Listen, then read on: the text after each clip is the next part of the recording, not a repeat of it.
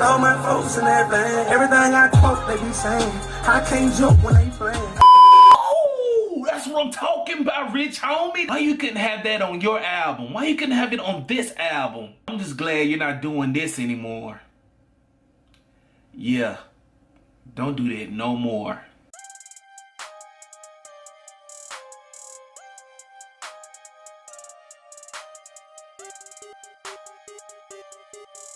Yo, what up? It's your boy Black with Black TV, where we give you reviews and hip-hop news. And today I'm doing a review on Rich Homie Quan's brand new album, Rich is in Spirit.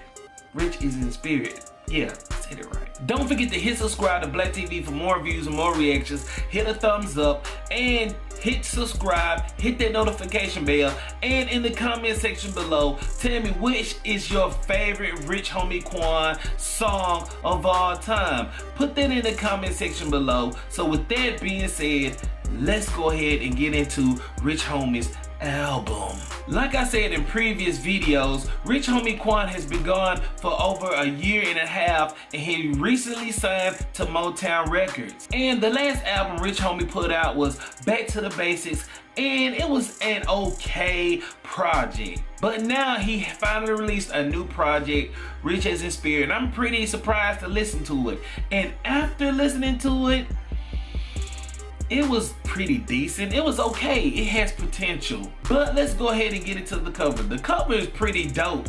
I mean, even though he looks like a preacher and this more looks like a gospel album, I mean, he's fresh. I mean, you know, it is what it is. It's an okay cover. But going off into what I like about Rich is in Spirit is that, you know, what the strength Rich Homie is really good at is talking about real life situations, and it's plenty of that in this album. Like on track 6, Never Fold, which basically talking about that he won't never make the mistakes he has made in his previous life, and you know, he won't go broke, and he won't fold back to the record label situation he was in prior with Think It's a Game. And track 8, No No No, which basically saying that his grandma basically did everything he can to live a positive life, and he's not going back to the trap, and he's not going to do anything terrible to where he jeopardizes himself in being back in the trap. And one thing about this album is that he does a lot of storytelling in this album. Like on track 11, Deep, it basically was talking about how he was living back in the day, and how he was living and how he was off in the trap. Did I just say that? I know a lot of this album sounds the same. Like, much of the content on this album is basically rinse and repeat. He only has one feature on here, and that's Rick Ross, and you know, I'm surprised Rick Ross stayed on topic. I mean, that's a positive, but you know, track 18, Think About It, they really wasn't really talking about anything. It's just that they was on here, this thing telling about how they floss and flaunt with their money. And track 12, Foot Soldier, the song was cool, but the production, I mean, the only thing I liked about that song was the production by 30 Rock, and it was pretty decent. And track 17, Simon Says, I love the concept of the song, because it basically is just a motivational song, and he just want to say, Simon says, do this, get your money, stay out of trouble, and this and that. But my favorite song is track 3, 34. I mean, out of all of the 19 tracks on this album,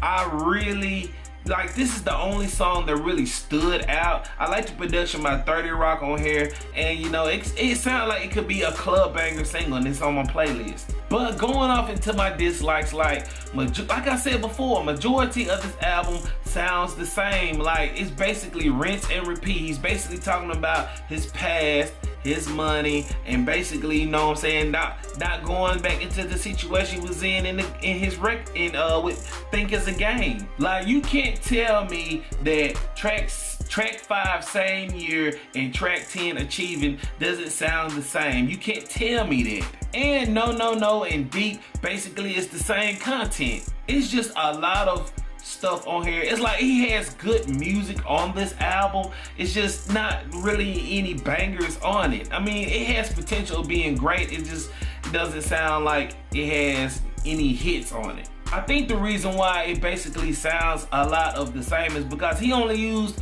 2 or 3 producers on here. The only producers he's working with is Nard and B and 30 Rock. With the exception on track 7, Long Enough with Zaytoven, and even that song mixes in with the same sound that Rich Homie has on his album. But my least favorite song is track 9, Perfect Flower. This song to me is basically, it sounds too sensitive. I guess this is his love song on the album, and you know, I just didn't like the piano synths that's in the instrumental, and you know, basically Rich Homie is just pouring his heart out to this girl, and you know, it just wasn't for me. But let me go ahead and rate Rich Homie Quan's Rich as in Spirit. I'm gonna give it a 5 out of 10. I mean, it's a decent project. It is not nothing spectacular about this album. I mean, you know, I give him an A for effort, but everything on here just sounds the same, and nothing really just stood out. It's just a basic Rich Homie Quan project. So I'm gonna give it a 5 out of 10. But the most important question is, what do you think of Rich Homie Quan's brand new album? Do you like it? Do you hate it? Am I wrong? Is my opinion wrong? Do you love the album? Put your hate comments in the comment section below. Don't forget to hit subscribe. And if you're an independent artist and you want me to review your album or mixtape, hit me up on Instagram or Twitter at Black Music, BLACMUZIC. And until next time, I holla next time on Black TV.